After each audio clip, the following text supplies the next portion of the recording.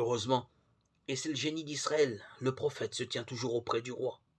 Sans prêtre pour lui indiquer le ciel, sans prophète pour lui révéler son péché, le roi David devient un tyran sans Dieu ni maître.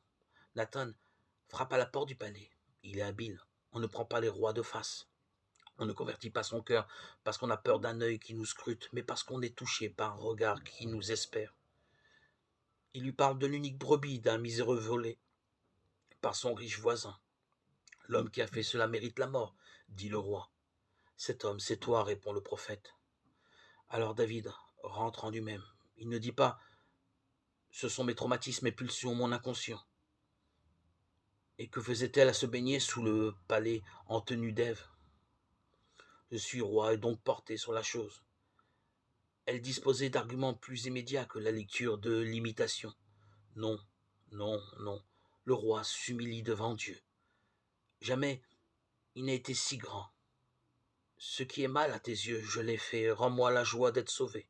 Psaume 56, 14.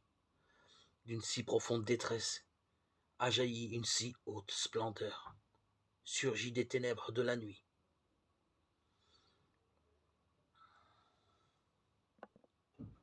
La prière de David est celle du publicain qui rentra chez lui justifié parce qu'il connaissait son injustice. Luc 18, 9, 14.